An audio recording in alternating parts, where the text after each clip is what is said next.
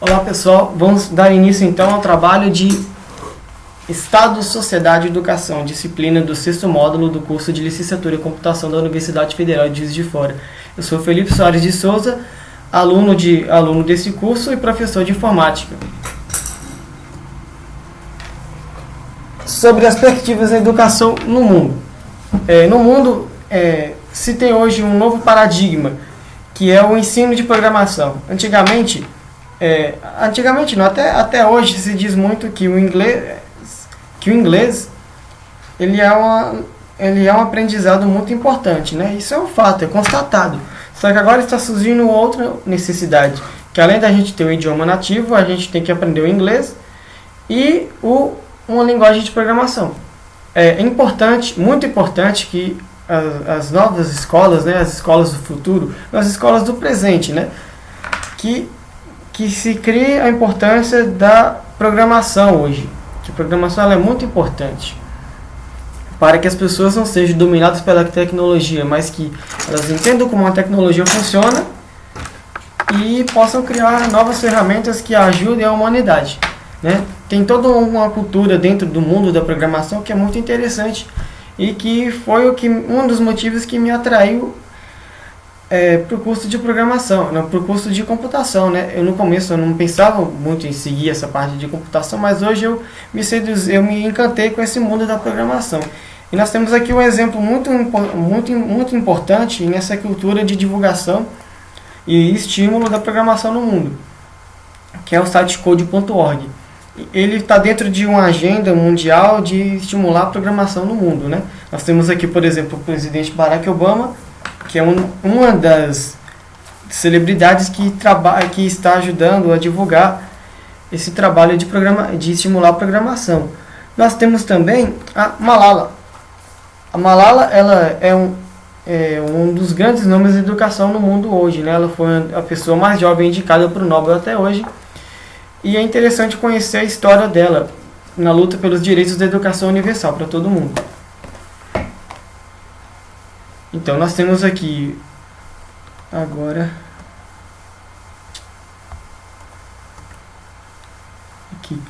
eu vou deixar a referência para um link de um professor que ele fala muito bem sobre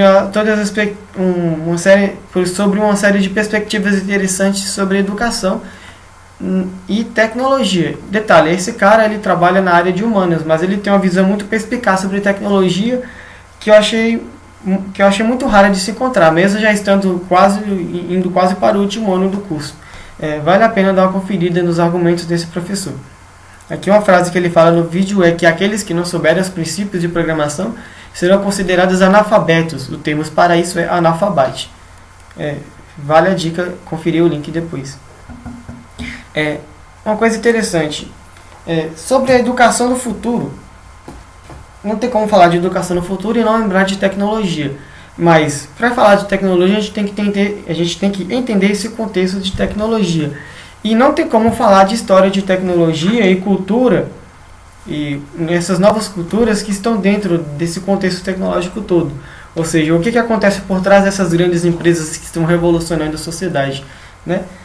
Justamente por causa do crescimento da tecnologia que a cultura nerd ela ficou muito famosa. Então tem até uma certa confusão aí sobre o que é a cultura nerd de verdade. O nerd de verdade não é aquele que gosta de assistir os Vingadores e a Liga da Justiça, não. O nerd é aquele que vai e quer entender muito alguma coisa. É aquele cara que é inteligente, que gosta de aprender, né? Uma das grandes vantagens do nerd é que ele gosta de aprender, ele aprende por prazer. Então, ainda dentro dessa cultura organizacional das empresas de tecnologia, dentro desse universo da tecnologia, é o trabalho cooperativo. Um dos grandes segredos para o sucesso dessas empresas é o trabalho cooperativo, que está ganhando muito espaço dentro do mundo acadêmico, né? A gente trabalha muito esse contexto de colaboração, de Wikispaces e companhia limitada, dos fóruns também, né? Que nós temos essas estruturas dentro do ABA, mas que surgiram dentro desse mundo da internet. E o mundo da internet é o mundo dos nerds, não tem jeito. Outro ponto interessante vai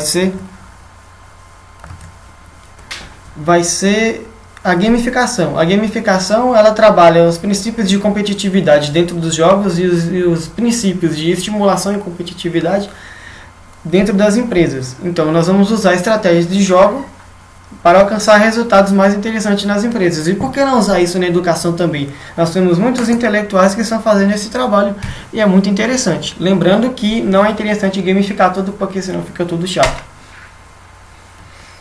Eu estou embolando um pouco porque eu falo muito e eu tenho pouco tempo aqui. Eu fiz um vídeo antes de terminar o vídeo, eu vi que já estava com 14 minutos, aí eu tive que começar de novo. Voltando a falar aqui do conteúdo que a gente estudou no AVA, né? Nós temos nós temos o vídeo da professora Viviane Mosé e o texto do Edgar Morin. A professora Viviane Mosé, ela participa do documentário Educação.doc, feito pelo Fantástico ano passado, que é muito interessante a gente ver.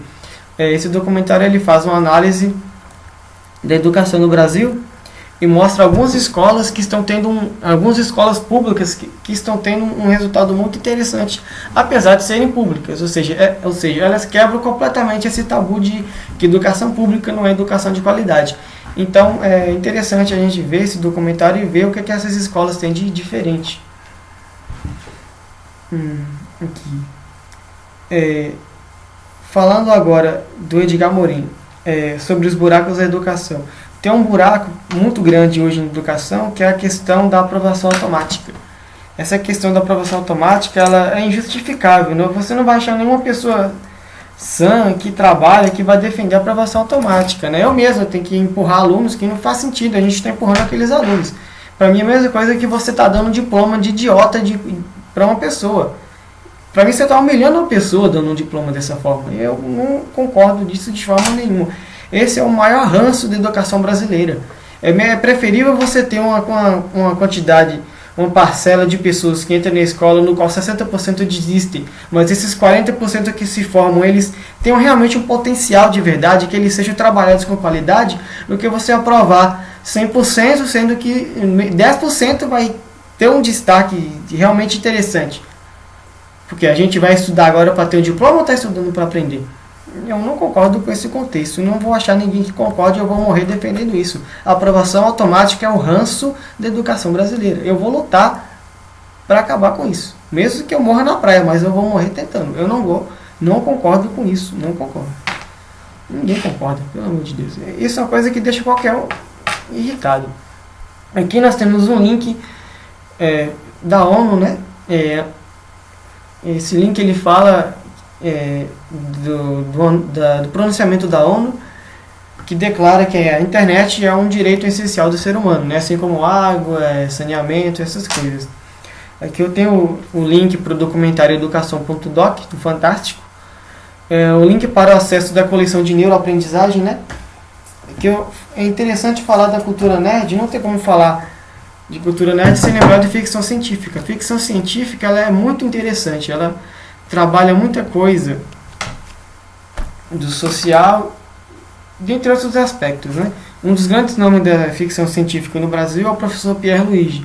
Ele foi um dos primeiros programadores do Brasil, ou seja, dos 4 primeiros computadores que existiram no Brasil, ele ajudou a programar, né? Ele tem uma série de livros sobre neuroaprendizagem, que é um pilar sobre educação que devia ser abordado em todo o curso de pedagogia, né? Porque nós temos várias teorias de ensino, mas não temos nenhuma disciplina e nenhuma teoria no nosso currículo, pelo menos, que fale de como o cérebro funcione de verdade, né? Sem teorias, é uma coisa prática, uma ciência exata, né? Porque teorias podem ser rebatidas, agora uma coisa conceitual só pode crescer, ela não pode deixar de ser, né? Um neurônio não vai deixar de ser um neurônio. Aqui eu vou deixar uma série de links sobre educação no site Olhar Digital. O site Olhar Digital tem um monte de vídeo muito interessante sobre educação, sobre escolas que ensinam programação, escolas que reinventaram sua forma de lecionar, usando estruturas como empresas de tecnologia como a Google. O link para o site Movimento Pessoas Melhores, que trabalha estimulando a leitura, não só nas escolas, mas também nas empresas. O link do professor André Azevedo, um link para para um canal no YouTube de um vídeo que fala sobre coisas que deveriam ter na escola, né?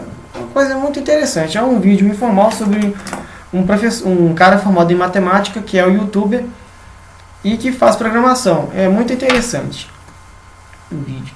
Aqui eu tenho outras fontes para vídeos de informática, né?